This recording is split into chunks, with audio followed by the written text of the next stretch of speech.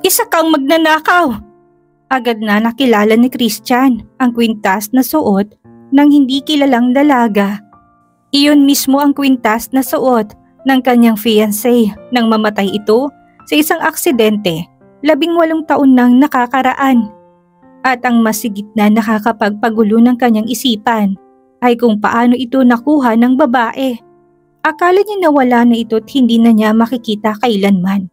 Ngunit higit pa lang niyang ikakagulat ang kwento ng magbabago sa paniniwala niya tungkol sa madilim na nakaraan ng nobya. Nang araw na yon ay nanlalatang sumakay si Christian sa tren pauwi sa kanyang tinutuluyan. Pakiramdam niya ay pagod na naman siya sa isang araw ng pagtatrabaho. Mabibigat na ang talukap ng kanyang mga mata na maya't maya ay pumipikit kahit na nakatayo dahil sa labis na antok na nararamdaman habang patuloy na isinisiksik ang katawan sa grupo ng mga tao na kagaya niya na walang ibang hiling kung hindi makauwi na sa kani-kanilang tirahan.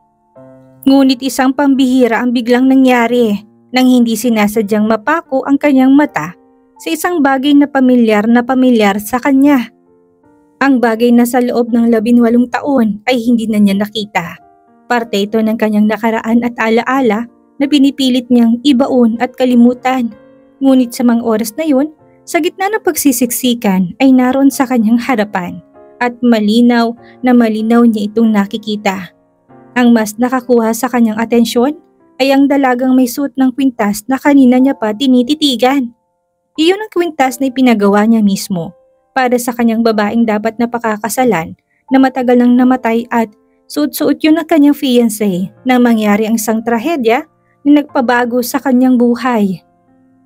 Ang dalaga ay sakay ng kaparehong tren kung saan lulan si Christian. Ngunit ang pagpapalitan ng mga taong bumababa at sakay sa bawat paghinto sa iba't ibang istasyon ang naging dahilan para unti-unting maglayo ang kanilang kinatatayuan at imposible para maabot niya pa ito. Ngunit hindi niya inalis ang kanyang paningin kung saan nakatayo't nakahawak ang babae. Sa bawat istasyon ay sinisigap niyang lumapit dito nang sa gayon ay makumpronta niya ito't malaman kung bakit nito suot ang kwintas na pinakustomize niya pa para sa kanyang namayapang nobya. Labis siyang nagtataka kung paano napunta ito sa dalaga, ang bagay na may kaugnayan sa kanyang mapait na nakaraan.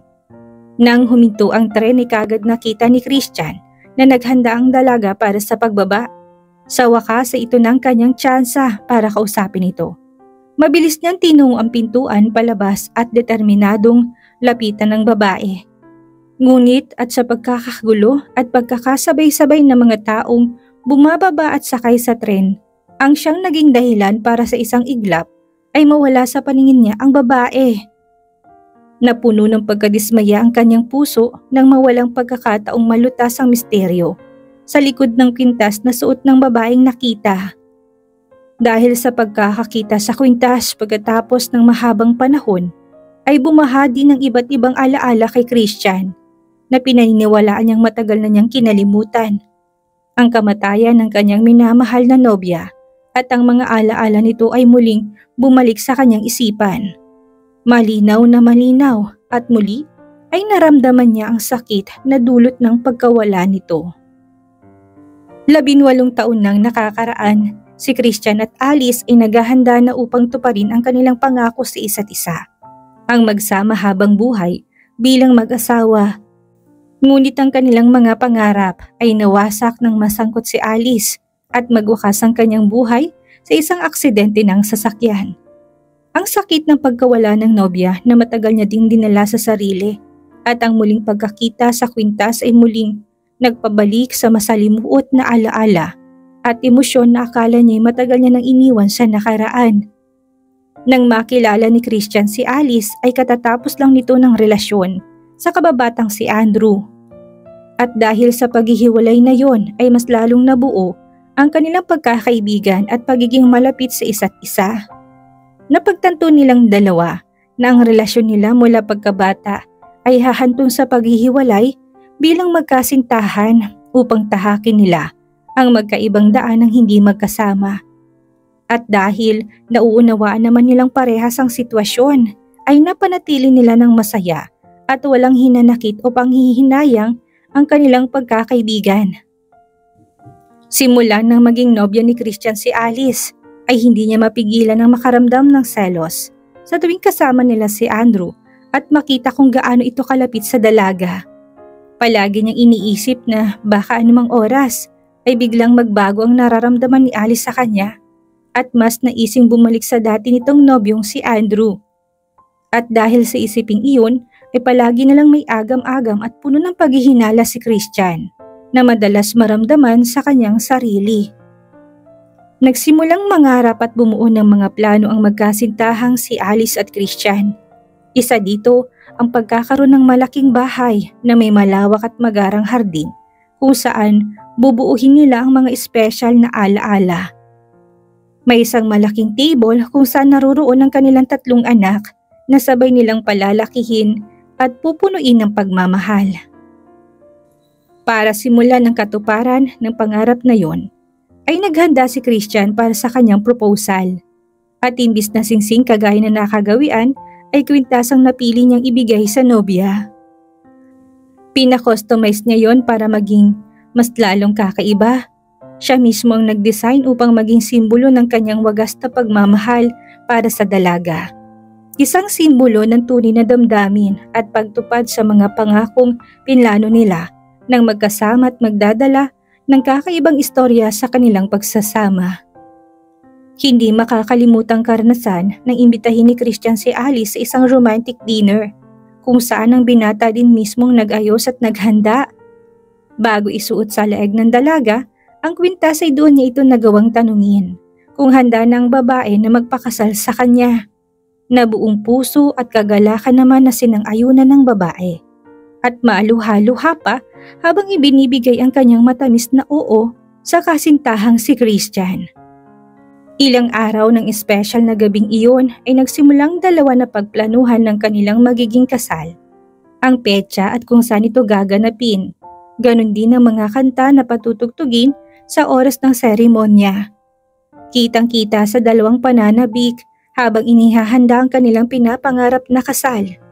Bawat pagpili at desisyon ay mas lalo nilang napapatunayan kung gaano nila kamahal ang isa't isa sapagkat nagkakasundo sila sa bawat pasyang binibitawan. At ang lahat ng ito ay bigla na lamang naglaho at natapos bigla nang pumanaw si Alice dahil sa isang malagim na aksidente. Si Alice ay sakay ng kotse ni Andrew ng araw na mangyaring aksidente. At mula noon sa loob ng maraming taon ay winasak nito si Christian. Sa hinalang niloko siya ng kasintahan. Ang ideyang ito ang naging dahilan para maramdaman ng binata ang hindi matatawarang galit na kung saan kahit nasa libing ni Alice ay hindi niya ito pinuntahan. Ngayon ay lubos niyang pinagsisisihan ang hindi pagpunta sa huling hantungan ng kanyang nobya. Napagtanto niya na kung ano man ang kanyang naramdaman noon ay dala lamang ng pagkaselos kung saan alam niyang si Alice at Andrew ay malapit lang na magkaibigan. Ang bigat ng kasalanan at panghihinayang ay dala-dala niya sa kanyang balikat habang iniisip kung paano sinira ng sarili niyang insekuridad at hinala ang alaala ng babaeng minahal niya ng higit sa kanino man. At ang lahat ng alaala ay bumalik mula nang makita niya ang kwintas na suot ng babaeng hindi kilala. Sa mga sumunod na araw ay palagi nang nag-aabang si Christian sa lugar kung saan niya nakitang babae. Araw-araw ay palagi niyang sinusunod ang kaparehong ruta ng tren kung anong oras siya sumakay at kung anong oras siya bumaba sa kaparehong istasyon. Ngunit ang kanyang paghahanap ay tila walang katapusan at pagkabigo hanggang sa isang maulang araw habang sinusundan kung saan nanggaling ang tilamsik na tubig sa kanyang paa ay doon niya nakita ang babaeng matagal na niyang hinahanap. Ang babaeng may suot ng kwintas na talagang nagpapagulo ng kanyang isipan at alam niyang oras na para kumprontahin ito. Sa oras na yun ay determinadong binata na huwag itong alisin sa kanyang paningin dahil alam niyang eksaktong istasyon kung saan ito bababa. Nang huminto ang tren ay naghanda si Christian sa kanyang paglabas habang titig na titig sa dalaga. At nang bumukas ang pinto ay kaagad siyang tumalon kasabay ng paglabas ng babae. Ito na ang sandaling pinakahihintay ni Christian. Walang pag-aalinlangan na kaagad niyang kinumpronta ang babae at sinigawan nito ng may paratang na tono. Isa kang magnanakaw! Saan mo ninakaw ang kwintas na yan? Kaagad niyang hinablot at kinuhang kwintas mula sa leeg nito. Ang dalaga na noon ay nabiglat na niga sa kinatatayuan ay dagling umiyak dahil sa takot at pagkagulat. Hindi niya naiintindihan ang mga nangyayari at desperadong ipaliwanag at ipagtanggol ang sarili. Ngunit patuloy na umagos ang mga luha sa kanyang mga mata habang sinusubukang magsalita. Ang kwintas na yan ay pagmamayari ng isang taong napaka-espesyal sa aming pamilya. Nang napansin ang takot sa mga mata ng dalaga at napagtanto na ang kanyang paglapit ay talaga namang pabigla-bigla, ay agad nagbago ang ekspresyon ni Christian. Patawad, sabi niya na mapagtanto kung gaano natakot ang dalaga sa kanyang inasta. Hindi ko sinasadyang takutin ka. Sigurado lang kasi ako ng kwintas na ito ay pagmamayari ng aking nobya na namatay na maraming taon na nakakaraan. Mababanaag ang lungkot sa mga mata ng binata at pagtataka na nagpapahirap sa kanya at ang kagustuhang malaman ang dahilan kung bakit nga ba napunta sa kaharap ang kwintas ng dating kasintahan. At ang sumunod na sinabi ng babae ay mas lalo nakadagdag sa kanyang kalituhan. Ikaw ba ang pakakasalan ni Ate Alice? Tanong nito at sa pagkabigla ni Christian ay agad naman siyang napatango. Pwede mo bang sabihin kung sino ka ba talaga at papaano napunta sa yung kwintas ni Alice? Para ipaliwanag ang nangyari ay nagpunta ang dalawa sa isang cafe kung saan sinimulang ibahagi ng dalaga kung ano ang kanyang tunay na relasyon kay Alice. Ang totoo niyan, nakilala ko si Ate Alice maraming taon nang nakalipas. Parte na siya ng aming pamilya na kahit ang mga magulang ko ay tinuring na siya na parang nilang tunay na anak. Mas napadalas ang pagpunta ni ate sa bahay na maging nobyo niyang Kuya Andrew ko. Mga teenagers pa sila noon at tandang-tanda ko pa kung gaano kabait si Ate Alice. Siguro mga 7 ako nung mag-decide silang dalawa na maging magkaibigan na lang at pagkatapos nun, hindi ko na ulit nakikita si ate na nagpupunta sa bahay namin. Nabalitaan ko na lang na ikakasal na siya at naniniwala kong ikaw yun, tama? Lahat kami sa bahay masaya para kay Ate Alice at naging malapit pa rin naman siya sa amin. Pagpapatuloy ng dalaga ngunit maya-maya pa'y nagbago at naging malungkot ang ekspresyon nito. Nung araw ng aksidente ay isang bagay na hindi ko makakalimutan. 9 years old ako doon. Nasa bahay ako noon kasamang mama ko. At naglilinis siya sa kusina ng madulas at tumamang ulo niya sa sahig. Nawalan siya ng malay at dahil sa takot ko, hindi ko alam kung anong gagawin ko o kung sino yung tatawagin kaya kinuha ko yung sipi ni mama. At ang pangalan ni Ate Alice ang una ko nakita. Tinawagan ko siya at sinabi kung ano nangyari. Pinakalma niya na muna ako tapos sinabi niyang hihingi siya ng tulong. At dahil nga malapit lang yung pinagtatrabahuhan niya sa bahay, ay kaagad siyang nagpunta sa bahay. Dumating din yung mga paramedics na tinawagan ni ate. Nasa tabi ko lang siya noon. Nakauwi na din si kuya dahil tinawagan din siya ni Ate Alice. Kahit na nagkamali na si mama, sinabi pa din na dapat namin siyang dalhin sa ospital. Pero matigas ang ulo ni mama at sinabing magpapasama na lang siya kay papa kapag umuwi na to. Malaki ang pasasalamat namin kay Ate Alice sa tulong niya. At inalok naman siya ni Kuya Andrew na ihatid sa trabaho para hindi na siya mahirapan sa pag-commute. At doon na nga nangyaring hindi inaasahan. Maluhaluhang tiningnan ng babae si Christian at dahil sa mga sinabi nito ay unti-unti nang nauunawaan ng binatang lahat. Ipinagpatuloy ng dalaga ang kanyang kwento nang may kalungkutan kung saan idinitalya niya pa ang susunod pang mga nangyari. Ilang linggo pagkatapos mangyaring aksidente, inihatid sa amin ng pulis ang isang envelope na naglalaman ng ilang pag-aari ni Kuya Andrew na nakuha sa kotse pero doble-dobleng pangunguli lang nararanasan ng aming pamilya sa pagkawala nilang dalawa kung kaya walang sino man sa amin ang naglakas loob na buksan ng sobrang iyon at nanatiling nakatago lamang.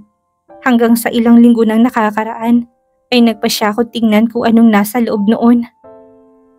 Nakita ko yung wallet ni kuya at ilang maliliit na bagay at nakita ko rin ang kwintas na yan. Naalala kong suot yun ni ate noong araw na yon. Sinubukan kong kontakin ng pamilya ni Ate Alice pero nakaalis na pala sila ng bansa. Sinuot ko yung kwintas kasi bukod sa maganda't kakaiba, ay gusto kong maalalang kabaitan ni ate sa akin at sa aming pamilya. Nang mga oras na yon ay mahigpit na hinawakan ni Christian ang kwintas sa kanyang kamao at hindi na napigilang maiyak sa kanyang mga nalaman at dahil dito ay tuluyan ng naliwanagan ang binata. Halo-halong emosyon ang lumukob sa kanyang pagkatao. Nahihiya siya na matagal niyang pinag-isipan ng masama ang kanyang nobya. Pero sa kabilang banda ay pinagmamalaki niya ang babaeng minahal niya ng sobra. Kahanga-hanga ang pagiging matulungin nito sa iba at ngayon ay naiintindihan na niya ang lahat kung bakit magkasama si Alice at si Andrew ng araw ng aksidente. At ito ay dahil sa hindi matatawarang pagmamalasakit ni Alice at hindi totoong niloko siya nito gaya ng inisip niya. Nang sumunod na araw ay nagpunta si Christian sa sementeryo. Dala-dalang isang bouquet ng bulaklak at ang kwintas. Sa harap ng puntod ni Alice ay binitawan niya ang kanyang pamamaalam sa babaeng mahal na mahal. Humingi siya dito ng tawad habang nilalagay sa lapida nito ang kwintas bilang alaala sa kanilang pinagsamahan at bilang pagpapahalaga sa ipinakita nitong kabaitan. Dahil doon ay tuluyan nang nakahinga si Christian at nadama ang kapanatagan sa kanyang kalooban. Oras na rin siguro para pakawala ng kanyang sarili sa mahabang panahon ng pagdadalamhati at pagkasuklam na hindi niya dapat inisip at tinago sa mahabang panahon dahil lang sa maling akala. Natutunan ni Christian ang isang mahalagang aral na maaari kang mabulag sa katotohanan kapag pinairal mo't hinayaang lamunin ang sarili ng mga agam-agam. Napagtanto niya na ang katotohanan lamang ang makakapagpahilom ng anumang sugat at may kapangyarihang palayain ang ating puso sa anumang hinanakit na ating pinagdadaanan.